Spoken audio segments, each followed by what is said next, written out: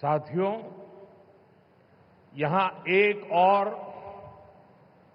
अपनी संभावनाओं के साथ उपस्थित ये विशाल समुद्र है और दूसरी ओर प्रकृति का अद्भुत सौंदर्य है और इन सब के बीच हम न्यू एज डेवलपमेंट का सिंबल ये विजिंगम डीप वाटर सी पोर्ट है।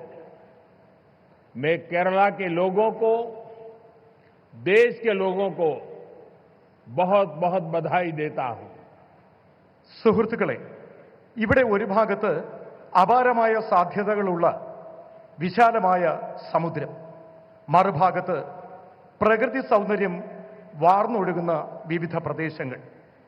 ഇതിനിടയിൽ ഇന്ന് ന്യൂ ഏജ് ഡെവലപ്മെന്റിന്റെ മാതൃകയായി ഈ വിഴിഞ്ഞം ഡീപ്പ് വാട്ടർ സീപോർട്ട് നിലനിൽക്കുന്നു. ഞാൻ കേരളത്തിലെ ആളുകൾക്കും ദേശവാസികൾക്കും അഭിനന്ദനങ്ങൾ അറിയിക്കുകയാണ്. साथियों, इस सी पोर्ट को 8,800 करोड़ रुपीस की लागत से तैयार किया गया है। अभी इस ट्रांसशिपमेंट हब की जो क्षमता है वो भी आने वाले समय में बढ़कर के 3 गुनी हो जाएगी। यहां दुनिया के बड़े मालवाहक जहाज आसानी से आ सकेंगे। अभी तक भारत का 75% ट्रांसशिपमेंट भारत के बाहर के पोर्ट पर होता था। इससे देश को बहुत बड़ा रेवेन्यू लॉस होता आया है।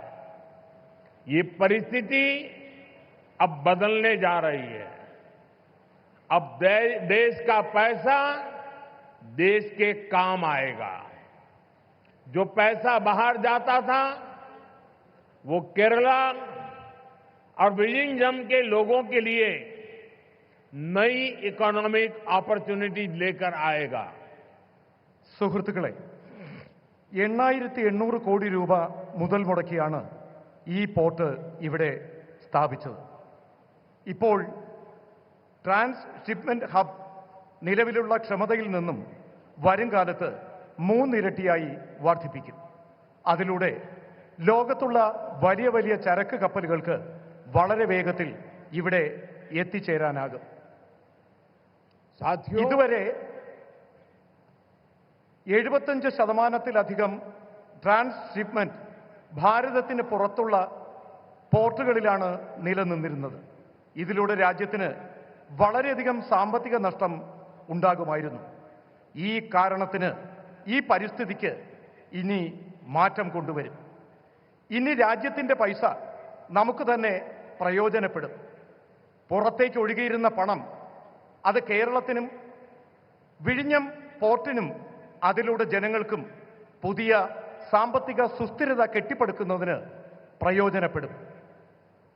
साथियों, गुलामी से पहले हमारे भारत ने हजारों वर्ष की समृद्धि देखी है।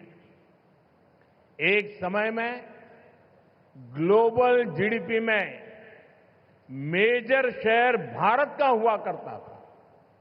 उस दौर में हमें जो चीज दूसरे देशों से अलग बनाती थी वो थी हमारी मैरीटाइम कैपेसिटी, हमारी पोर्ट सिटीज की इकोनॉमिक एक्टिविटी।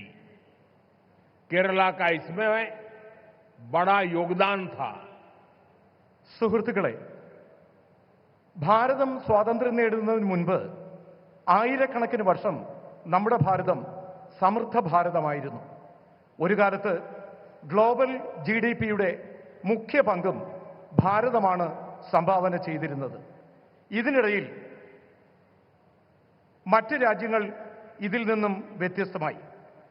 ഇന്ന് നമ്മുടെ മാരിടൈം കപ്പാസിറ്റി, നമ്മുടെ പോർട്ട് സീരീസ്, നമ്മുടെ ഇക്കണോമിക് ആക്ടിവിറ്റി, ഇതിലെല്ലാം കേരളത്തിന്റെ പങ്ക് മഹത്തരമാണ്.